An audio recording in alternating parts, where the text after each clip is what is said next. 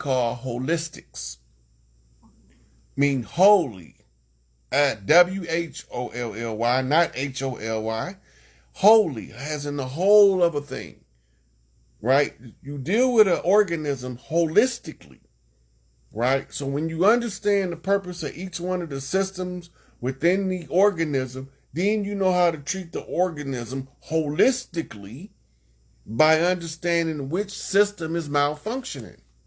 Right now, all of us need to go buy a brain. I don't know where they sell them at, but half of these people brain, there's probably some old decrepit brains that's partially decayed in the grave that can think better. This is horrible. I never would have came back to this shit. I wish they would have never conjured my ass up because I don't need to be here. But since I'm here, I'm going to push this motherfucking shit till y'all get it. Y'all going to get it sooner or later. I'm going to keep telling the truth. I'm going to keep showing you the stage show they showing you where they trying to control you with so you can break from the measures of control. And then you can exercise your freedom from your couch. You don't have to get out in the street and march. March for what? If I march a motherfucker somewhere, we tearing some shit up when I get there. I have a party with you. We can have a wang dang doodle. We can have a shindig, right? We can go kick our boots up. We can shoe shuffle, right? We can go ballrooming, but marching, I'm not marching nowhere. If I march somewhere, I'm tearing some shit up.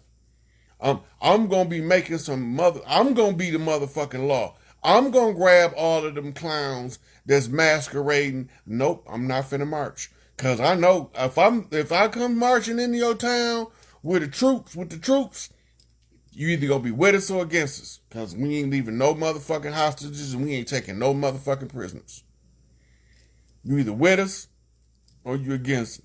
So when we come in, you better be waving your white flag with the gorilla on it. And I'm going to be waving mine coming into town with the gorilla on it. And you going to know this is a gorilla takeover and there ain't nothing they can do about it. But I'm not finna be doing all that marching because I'm going to get pissed off. The first march and the shit don't go the way we supposed to go, I'm going to be pissed off and we going to tear this bitch up. So no, I'm not going to be doing none of that marching shit. Not,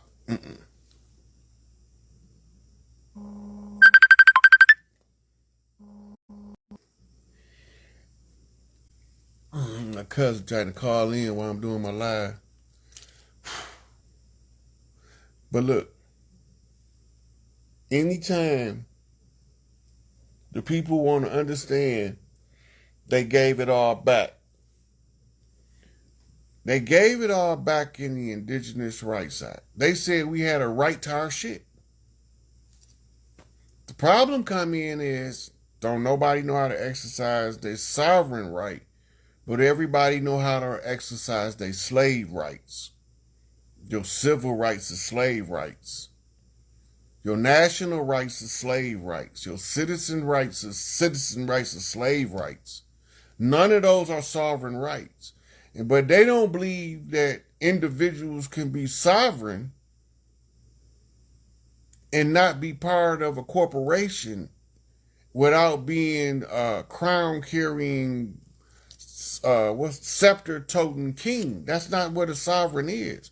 We were sovereign for they king. Before 1492, the issues that we have today was not our biggest problems. Our biggest problems was who was going to have the biggest cookout this year.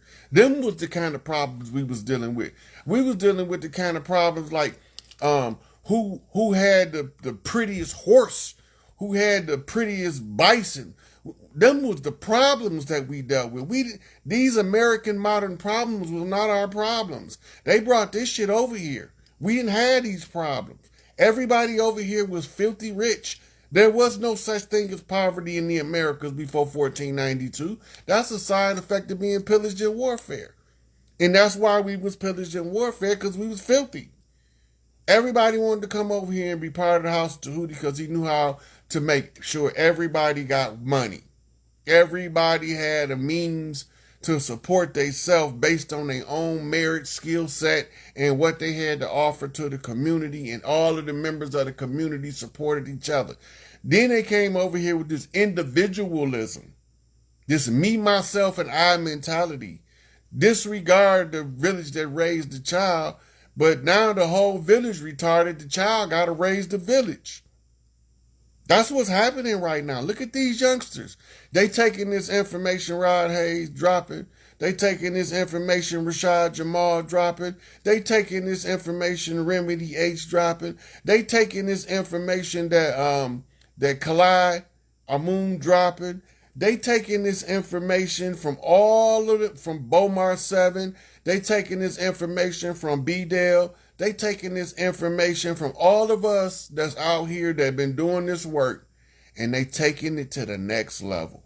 This is what the system was most scared of. This is why they had COINTELPRO, right? As long as they had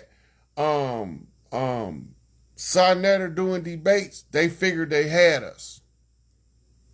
Because as long as we was debating which one of these crackers was right, they knew that they had us. You got to remember, I got a correction to make on my video. I said that Gerald Massey wrote Destruction of Black Civilization. That was incorrect. Destruction of Black Civilization was written by Chancellor Williams, and Gerald Massey wrote Ancient Egypt, Light of the World. So that gives a whole new perspective of how that story plays out with Sonia Massey. Right? Now remember, Gerald Massey and Albert Churchward was the founding fathers of Egyptology, and neither one of them are accepted in academia anymore. Right? So as long as we was arguing the validity of their scholars, we was arguing their points from both sides. But as soon as we start saying, that ain't what my ancestors told me, that ain't what that totem pole say, that ain't what that tree arrangement is telling me, that's not the way these people moving on the land, it's not telling me the same story you people telling me, I can't use your references. They disqualify themselves because they collapse under the whole weight of the ancestral messages left on the Wind Talking channel that I accidentally stumbled upon and fell into by birthright. And it don't tell me the same story. But now what I had to do is read the Wind Talking channel. Then I got to go find somebody that y'all accept that said the same thing in order for y'all to be able to even see that I'm not making it up. Because sometimes the doctrine and the actuality is so drastically different that the actuality becomes belligerent to the doctrine itself. So they create that clash. That's the two rams banging their heads on the hilltop. But no matter what happened, the assumed position is always going to fall to the correct position. You can assume whatever position you want, but if you're not the rightful person with the right blood to hold that position, you can't stay there. You can stay there till the rightful person come along, but when the rightful person come along, you got to get out that man house, you got to get out that lady chair, and you got to let them people live their life in their own stuff. You can't keep it. That's right in the Uniform Commercial Code. In the Uniform Commercial Code, it says when the rightful holder returns for his property, that the thief, it's from the ancient code of thieves, I'm just still using the word thief, the thief then must surrender the property in which he have lived maybe lifetimes of his generations to his rightful owner. So when the rightful heir come along, they don't have no choice. They can either get down or lay down, but they're going to have to give it all up. And it don't matter to me whether they get down or lay down or get laid down. It don't matter to me at all. They're going to give it all up. But see, the problem comes in is, while I'm following this tribal practice, many of us think that the only way out is the way that the enemy told us was the way out.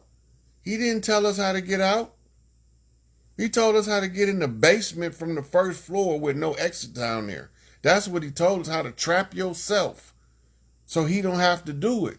He gave you the map and the blueprint to trap yourself so that he can avoid what's called karmic retribution. As long as he got you amening yourself, wrapping yourself in this don't let my God light shine in the world conjure spell, you can't get free. And as long as you can't get free, you're going to be looking at the people that's coming to try to show you the direction of freedom like they the enemy. And all the time, that's your best ally. You better jump on this bandwagon because once this mug leaves, it's going to be too late to get on. And we keep accepting, look, as long as we look at ourselves as victims, we're going to keep manufacturing through collective will our own victimization. This is why they always want us to, woe is me, my ancestors was in slavery. I wouldn't give a fuck if all my ancestors was in slavery and I'm the first one that ain't. Ain't none of that shit finna stop me from being my best version of me. I don't care what they say. That ain't their choice. That's my choice to be my best self. And the generational curses that break along the way, I welcome that as well. I welcome that as well. I don't mind breaking the generational curses for my family. I love my family. Even the ones that think I'm totally bat loony shit crazy. But when they realize that I already knew what I was talking about from beginning to end, and they be like, man, you should have made me get it. No, I can't make you get nothing. I'm not here to make nobody do nothing, but make these imposters give up what's mine. Give my sisters back their shit so I can get my shit. That's all I'm here for. I'm the only people I'm trying to make do anything. I don't even want to make my kids do nothing. I want to teach them how to do it the right way so that they'll know how to do it right. I don't want to make them do nothing. I want to teach them how to do it. I want to make them. I don't want to use brute force.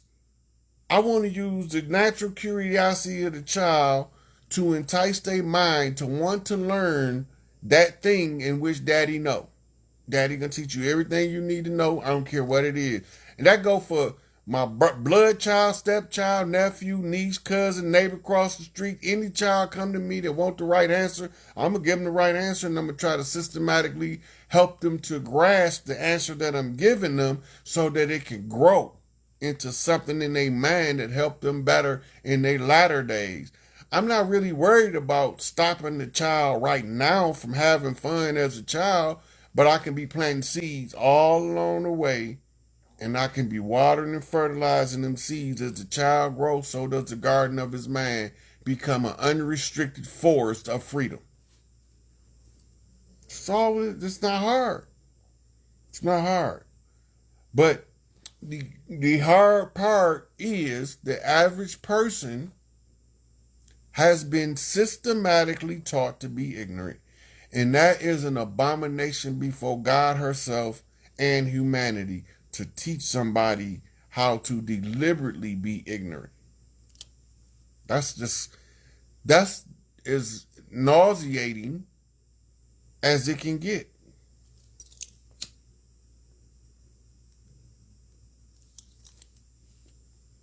And my dad used to say, that's the dumbest shit in the world. I used to didn't believe that nobody would want somebody to be dumber than them until I discovered that all of the people with high intelligence, if Mensa don't come get you, you gonna catch hell. If Mensa don't come get the genius, you gonna catch hell in trying to be regular. You gonna catch hell. You're gonna be miserable. You're gonna go through hard times, struggles. But when it's all over, your intelligence should be able to navigate you to higher forms of learning. But the path is brutal, harsh, unforgiving, uncaring. The path, don't care what your emotional state is still going to be the path. You can be as disgruntled as you want to while you walking it. You can cry all the way. You can kick, scream, you can beat on the ground. None of that don't matter. That path gonna be that path that make you be the strongest version of yourself in the department of strength that your birthright require you to be strong. You can't alter it. You can't undermine it. You can't shift it.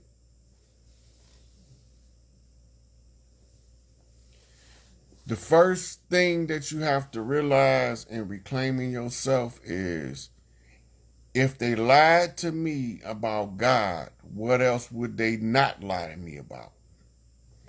Now that put everything that they ever told you under the microscope in your psyche. A lot of people think you have to pick everything apart individually. No, you don't. When you get the big concept understood, the brain automatically begin to sift the information. And in your mind, you got like this algorithm counter of your own thoughts.